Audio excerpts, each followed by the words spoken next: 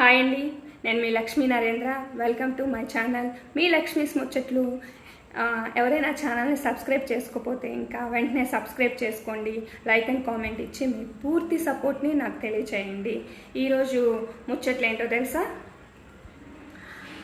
మారేడు దళం, దీన్నే త్రిదళం, ఇంకా బిల్వపత్రం అని కూడా అంటారు కదా. ఇది చూడంగానే మనకు ఆ శివయ్య తండ్రి గుర్తొచ్చేస్తాడు. ఆ శివయ్య తండ్రి పూజల్లో ప్రత్యేకమైనటువంటి స్థానాన్ని కలిగి ఉంటుంది. ఆకులు చాలా ఫ్రెష్గా ఉన్నాయి కదా. మా ఇంట్లో చెట్టు ఉంది. సో రోజు నేను టెంపుల్కి వెళ్ళి శివుడికి అభిషేకం చేస్తాను. అభిషేకం జరిగిన వెంటనే ఈ త్రిదళాన్ని ఆయనకి సమర్పించేస్తాను అనమాట. ఈ మారేడు దళంలో హై మెడిసిన్ వాల్యూస్ ఉండటం వల్ల దీన్ని ఆయుర్వేదంలో చాలా ఎక్కువగా యూజ్ చేస్తారు. ఒక బకెట్ వాటర్లో చక్కగా ఈ ఆకుల్ని వేసేసి, కొన్ని ఆకుల్ని వేసేసి కొంతసేపు అలా వదిలేస్తే దానిలో ఉన్నటువంటి వైరస్ని, బ్యాక్టీరియాని చక్కగా కిల్ చేస్తుంది. వాటిని మనం స్నానానికి యూజ్ చేసుకోవచ్చు. అదేవిధంగా ఒక రూమ్లో ఒక మూలన కొన్ని ప్లేట్లో ఆకులు పెట్టి వదిలేసామంటే ఎయిర్లో ఉన్నటువంటి బ్యాక్టీరియాని, వైరస్ని కూడా కిల్ చేస్తుంది. అంతేకాదండి, ఇంకా ఇది motions, gum motions, IBS, amoebiasis అంటే మోషన్లో బంక బ్లడ్ పడతాయి కదా, అది తిన్న వెంటనే కొంతమందికి మోషన్కి వెళ్ళాలనిపిస్తుంది. ఇలా ఎన్నో రకాలైనటువంటి డిసీజెస్కి చెక్ పడుతుంది. టోటల్గా పొట్టని, పేగుల్ని క్లీన్ చేసి జీర్ణ వ్యవస్థను మెరుగుపరుస్తుంది.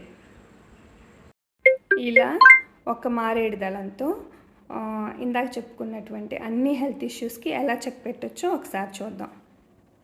ఇలా ఒక గ్లాస్ ఆఫ్ వాటర్ తీసుకొని మారేడు దళాన్ని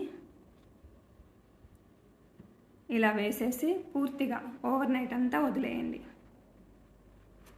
నెక్స్ట్ డే మార్నింగ్ ఈ లీఫ్ని తీసేసి చక్కగా ఈ గ్లాస్ వాటర్ని తాగేసేయండి.